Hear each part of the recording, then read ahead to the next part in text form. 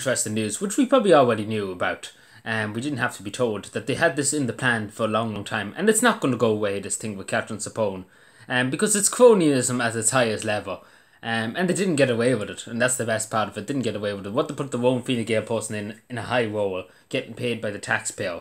Apparently, you and I don't have a say in this, and you only members of the public wouldn't allowed. We could have put a nice man down the country that is an outstanding citizen who does everything right. We could have put him up for a special envoy, but no, they had their minds made up. No advertisement, just Catherine Sapone. That's the end of it. No discussions. It sounds like dictatorship, doesn't it? But it's not going to go away. But we all know they have a plan since March. They've been talking about this March, and we can see by the text messages that were released that Catherine Sapone even knew about it from then and asking about it, saying she was looking forward to it. And next, get this, Leo was looking forward to Catherine Sapone, the witch, being put in as special envoy. He was looking forward to it. He was very delighted about it.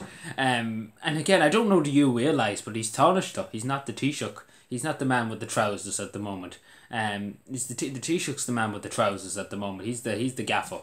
He's the head gaffer. I wouldn't call him a gaffer now, to be honest. I've seen better gaffers in Mountjoy prison than in as leader of Ireland. Like, Jesus Christ, I think we could do better. But yeah, basically, Leo's calling the shots. We have to be honest with ourselves. And he basically does whatever he's pleased, and say as I do and not as I will, or whatever the saying is. But yeah, Leo, I don't even have to mention about him going over to the UK. And places. The electric picnic was supposed to happen this week. Again, he's just thinking to himself, like, he literally, does he want people up in arms about it? Does he really want people up in arms about him? Because he's doing the right thing to get people very annoyed at him in the next election. When do you see, they'll probably say COVID-19 came along, we have to delay the election. Oh, wouldn't that be just a great coincidence, another fair to come along when the election comes on and have to delay the election for another 5 years? Wouldn't it be just coincidence? But again, you can take into these, I don't know, lunatics' heads to see what they're thinking about. But again, these are lunatics. Like, they are lunatics, let's be honest here. The biggest load of lunatics, like Leo, he's a dumb fool for doing, especially going over now when everybody's looking at him for what he done with Mayo Gate, going to the effect, and restaurants and pubs and everything that didn't know they allowed so many people outside. And then they changed the rules to suit themselves so they couldn't get themselves in trouble. And then the media just ran after them and tried to protect them.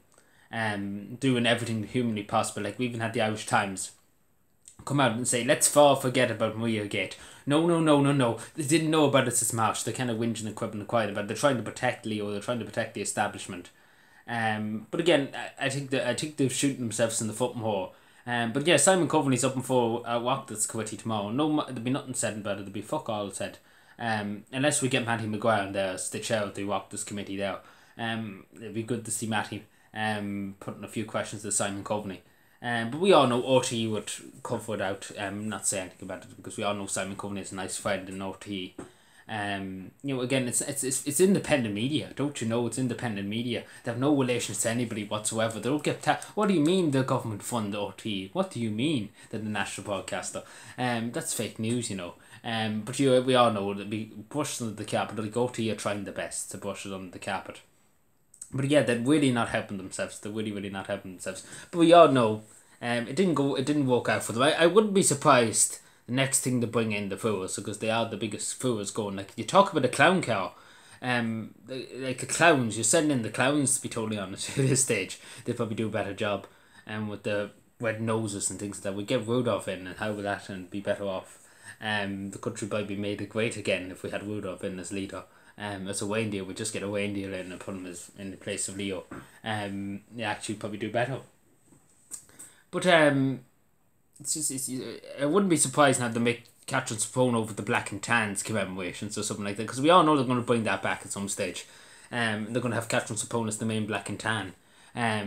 Because, they've just got to come out with the Black and Tan invoice to Europe. I wouldn't be surprised, like, to make up fucking anything. These lunatics, like, again, Leo and the rest of his cronies need to be put into some asylum and locked away for the rest of their life.